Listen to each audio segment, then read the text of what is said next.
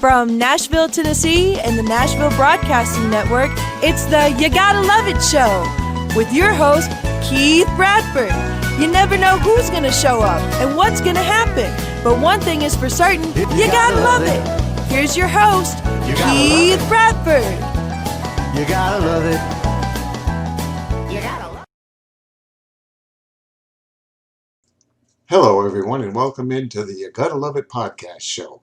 I have a newfound friend that's my special guest this week, and before the show is over with, you're just going to love him and everything he stands for and what he and his family are doing. My new friend is Kerrigan La-Brooy, and I asked him a series of questions that he was gracious enough to take the time and answer. The very first one I'm going to read word for word right off the paper because it is a very serious nature. Let me just go ahead and glance down and read this, and then we'll insert his answer. Kerrigan, the word Gethsemane has such a sad definition as the garden outside Jerusalem mentioned in Mark 14 as the scene of the agony and arrest of Jesus.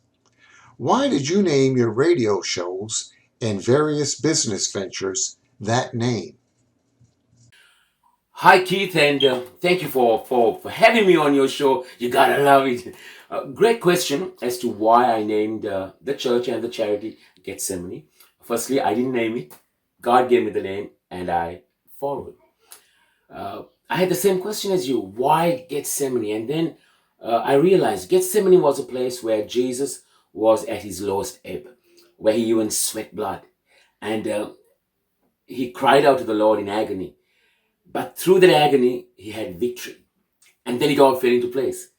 The reason we named it Gethsemane is because people who come to Gethsemane, particularly a Gethsemane charity, are people who have reached their lowest ebb.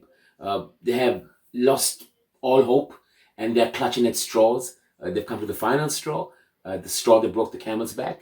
And when they come there and receive the love that we give them, because we try to shine the love of Jesus in whatever we do, and they live victoriously.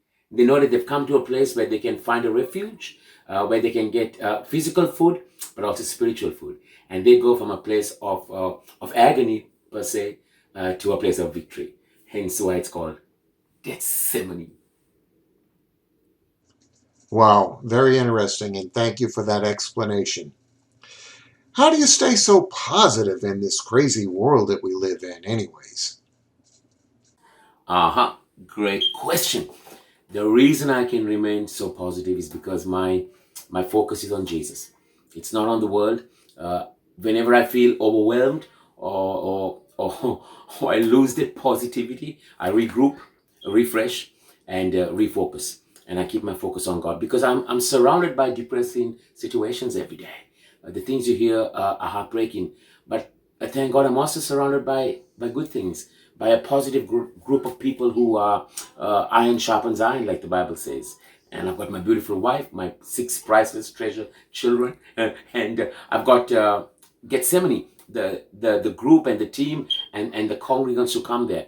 So because of that, I'm apparently always smiling, always happy, and always positive. I like to see the glass half full as opposed to half empty. And more than anything, my positivity comes from Jesus. So it's quite easy.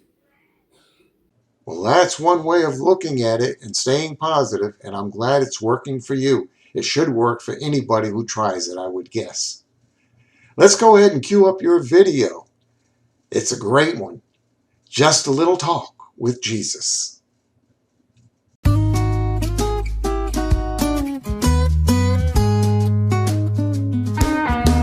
Well, I once was lost in sin, but Jesus led me in. Then a little light from heaven filled my soul. Well, it bathed my heart in love and wrote my name above. Just a little talk with Jesus made me whole. Let us have a little talk with Jesus. Let us tell him all about our troubles. He will hear our faintest cry. He will answer by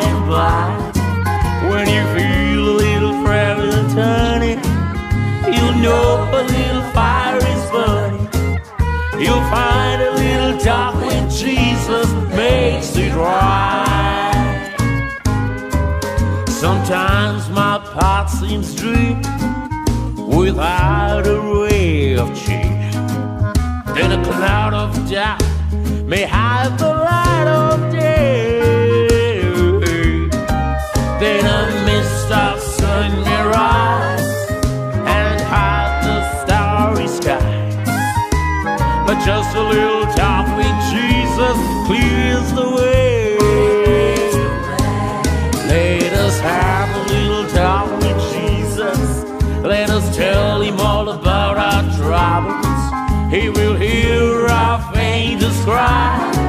He will answer by and by. When you feel a little prayer will turning, you'll know a little fire is burning. You'll find a little talk with Jesus makes it right.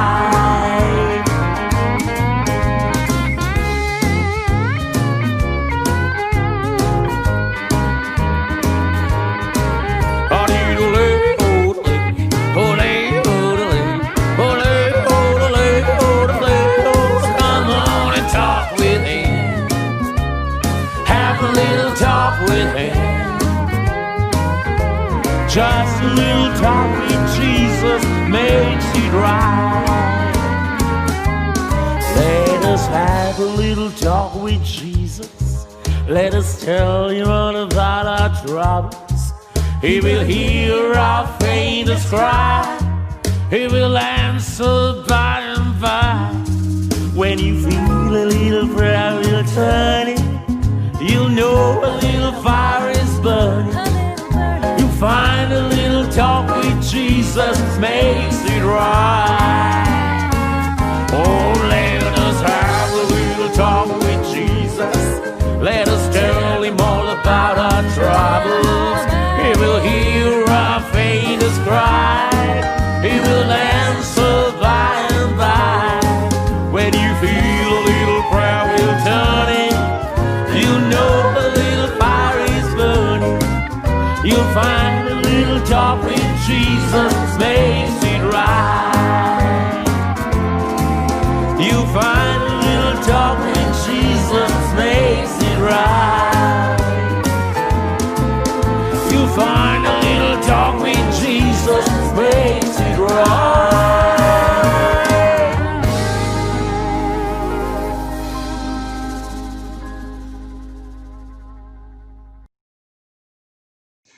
Kerrigan, will your wife and 6 children be recording with you anytime soon like they have in the past? I thought you'd never ask. I'd love to do an entire family album with my 6 priceless treasures, as I call them, where they're more involved with duets and trios and stuff like that. Who knows? Do you mind if I introduce them, Keith? Because they're longing to meet you. Come on in and meet Keith Bradford, or Uncle Keith. Okay, we've got the clan here, we've got my tribe.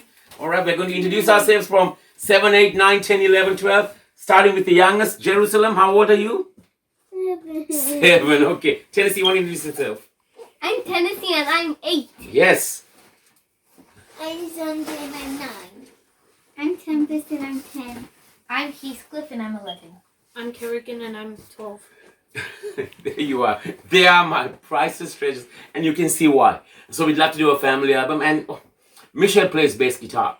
All right, Michelle is often my biggest challenge is getting her to play bass guitar, but she's involved in everything we do. Like right now, she's behind the camera, so everything that we do, Michelle is involved in. But yeah, thank you. I'd love to do a family album. Say bye-bye. Bye. Bye. Well, that's good to know. I'm glad that they are going to be recording, and we look forward to it. Right now, let's go ahead and cue up our friends, the Moron Brothers. They always have something interesting. I think you're going to really, really enjoy this. Let me glance down and see what this one's called. They're calling this the John Deere Rhythm Section. Of course, it's Lardo and Burley featured on it, but there's also a piece of machinery in the background. A John Deere tractor. I think you're going to find this very interesting.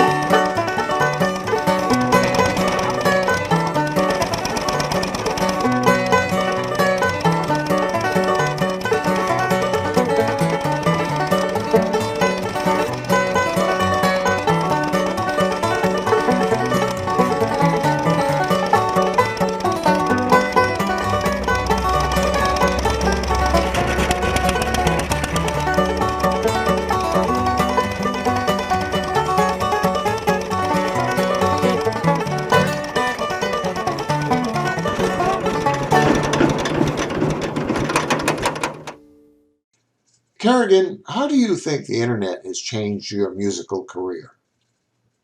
Oh yeah, the internet has definitely changed my musical career for the better. I mean, how awesome it is to be able to send a picture or a file or a song, through the internet. And besides, I would not have met some of the most awesome people I've met. Looking at someone, speaking to someone. You, Keith, I met you through the internet. So thank God for modern technology. I believe we should use it and not abuse it. And it's great. It's great.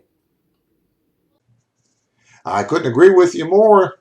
I'm telling you, the internet is a powerful tool for marketing, promoting, and distributing our music as indies. That is for certain. Let's go ahead and watch this week's lesson now. It's called Major versus Indie. Or we can turn it around and say Indies versus the majors. Indie versus major. Indie means independent, independently owned record company versus major, which is a corporation that owns the label.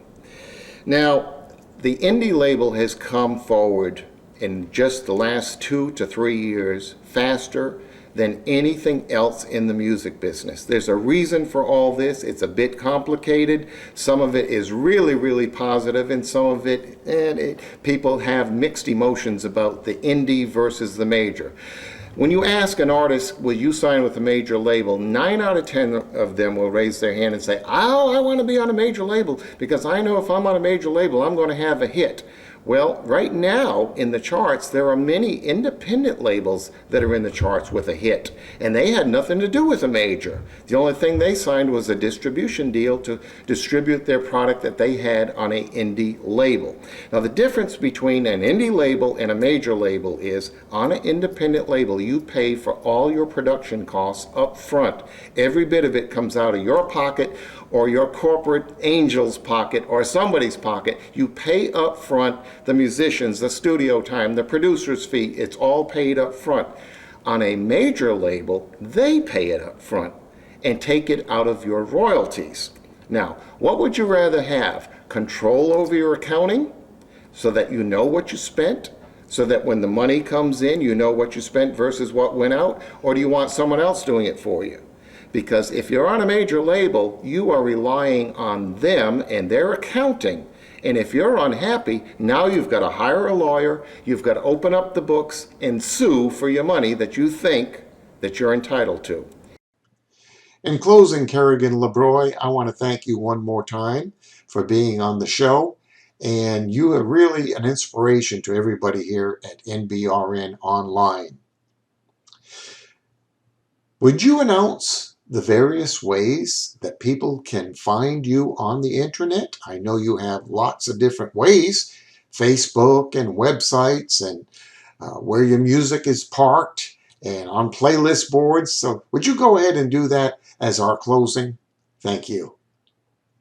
Yes, please. I'd love to be able to be in contact with. I prefer the word friends to fans because they're people that I consider friends, and without them I could sing till I'm blue in the face. But if they don't buy the CDs or request the songs or listen to the songs, and without people like you who play the songs, what's the point? So yeah, they can contact me 24/7, and I mean that literally.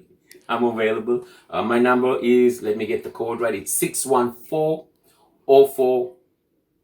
So it's 614-04-875-647. 614-04-875-647. Or on my Facebook profile. I've got 2 profiles. One is the one that I'm available all the time is the one with my family picture. They could contact me via email. That's my name, Kerrigan La-Brooy @bigpond.com.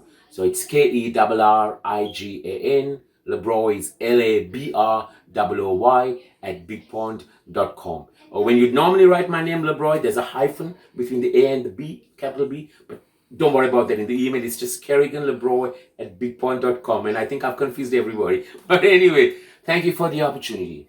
And before I go, Keith, there's something I want to do, if you don't mind. Indulge me, all right?